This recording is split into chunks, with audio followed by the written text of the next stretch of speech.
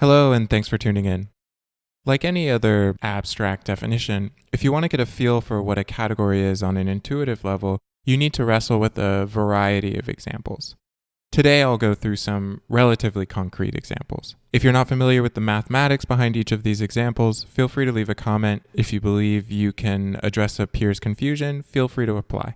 So one of the greatest strengths and challenges of categories is the bounty of distinct interpretations for what a category encodes. Fluency with a variety of these interpretations and their interrelationship are necessary to apply them in practice. The goal of this lecture is to go through and disentangle two of the more enlightening interpretations. So recall that a category consists of three pieces of data: objects, maps, and a procedure for composing compatible maps. This data satisfies two conditions. First, every object has an identity map whose composition with any other map is just the original map. Second, any order in which you compose a triplet of maps results in the same map.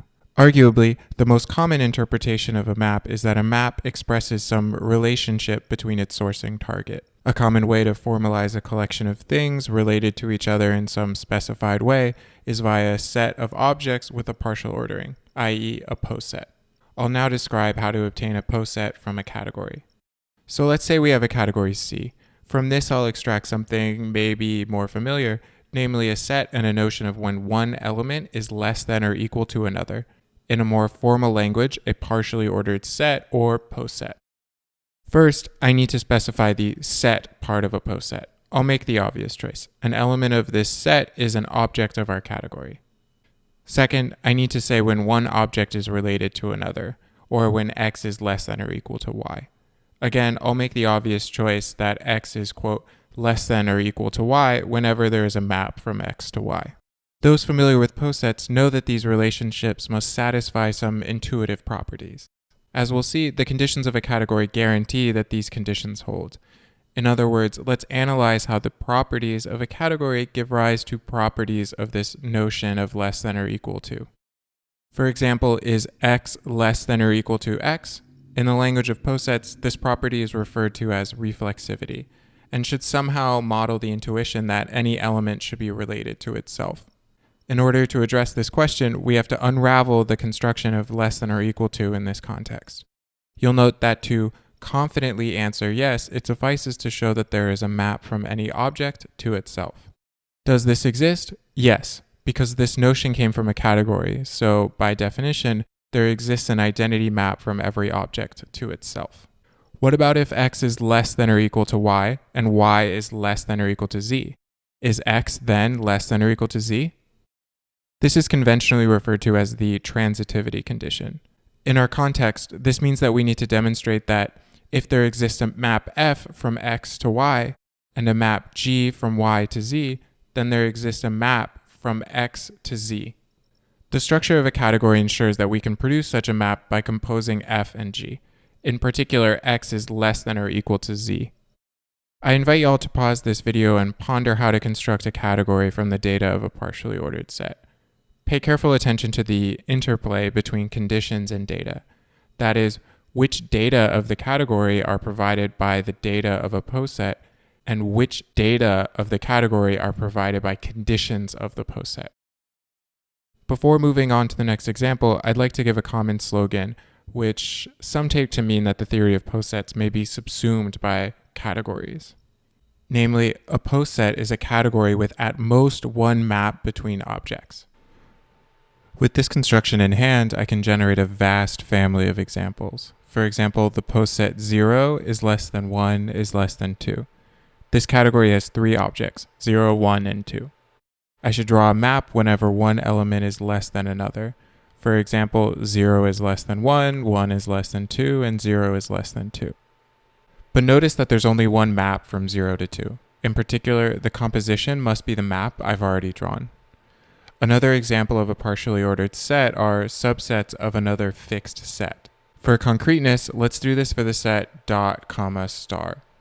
I'll say one subset is less than another if it sits inside of that subset. For example, the singleton dot is a subset of dot, comma, star, telling us to draw a map from dot to dot, comma, star. Same story but with the singleton star. Finally, as the empty set is, by definition, a subset of everything, it's a subset of dot, start, and dot, comma, star, making this picture into a square. As an exercise for y'all, I'd recommend producing a similar infographic for any set with 3 elements, for example, 0, 1, 2. Hint, it should look like a cube. Not every category comes from a partially ordered set. Namely, only those satisfying the property that, between any pair of objects, there exists at most one map. So let me give you a classic example of a category which does not arise from this construction, the tragedy of Oedipus. As Oedipus is the person of interest, we'll make him an object. When Oedipus was born, he was told his mother was Meribus and his father was Polybus. As this is a relationship, let's draw a map in this category from Meribus to Oedipus and Polybus to Oedipus. When Oedipus grew up, he left his family and encountered Laius and Jocasta. Oedipus killed Laius and married Jocasta, had a bunch of children, one of which they called Antigone. At a certain age, Oedipus learned that Polybus was not his father, and that in fact Laius was his father. This made Antigone Laius's grandchild through Oedipus. Similarly, he learned to his horror that Meribus was not his mother, but that in fact Jocasta was his mother. This made Jocasta Antigone's grandmother as well as mother. Looking at this category, I can read off some things of interest. For example, I have a map from Jocasta to Oedipus, signaling that Jocasta is an ancestor of Oedipus. There are no maps from Meribus to Oedipus, reflecting the fact that Meribus is not the ancestor of Oedipus. There is a composition from Laius to Oedipus to Antigone.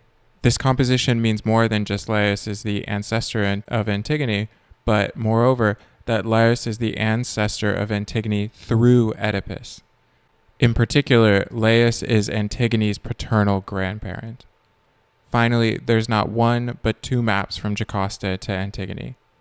This is arguably the most disturbing feature of this category, namely that Jocasta is the ancestor of Antigone in 2 distinct ways. In other words, Antigone is the product of incest. I invite you all to Google Oedipus's family tree and see how difficult it is to accurately distill this into a tree. In my opinion, this awkwardness reflects how partially ordered sets, graphs, and networks have a really hard time encoding when 2 objects of interest are related in a plurality of interconnected and distinct ways. Now let's move on to a less emotionally charged example that I hope y'all are familiar with, namely the addition of whole numbers, positive or negative, which is given by the symbol z. I'll encode this data as a category, which I'll call BZ, because other people have called it BZ. It's a category, so I first need to tell you what are its objects. In this category, there will be only one object, which I'll refer to as a point or the point. Second, I need to tell you what are the maps in this category. Since there's only one object, I only need to tell you what are the maps from this object to itself, and I'll have one such map for every integer. In other words, the set of maps in BZ from the point to the point are just the integers as a set. Finally, I need to tell you the composition. This will be, as alluded to earlier, addition. Visually, let's say I have 2 maps A and B. Normally I'd have to ask if they are compatible, but in this case there's only one object, so they're always going to be compatible. So given a triple A, B, and C, I need to tell you when is C the composition of A and B. This will occur precisely when A plus B equals C. And if I'm going to be responsible, I need to check that this data satisfies the condition of being a category. The first condition is the existence of an identity, whose composition with any other map returns the same map. In this context, I need to find a number such that when I add it to any other number, I obtain the number I began with. So I need to fill in the blank. A plus blank equals blank plus A equals A. As you can see, 0 fills in the blank. Second, I need to show that A plus B plus C coincides with A plus B plus C. This is true due to the, quote, associativity of addition. This example highlights another interpretation of composition. The first few examples show that I can think of maps as encoding relationships between objects and composition as reflecting a transitivity of sorts. Alternately, I can think of a composition as endowing relationships with an algebraic structure. So that's it. Thanks for tuning in. In the next lecture, I'll go through some larger, more mathematical examples of categories.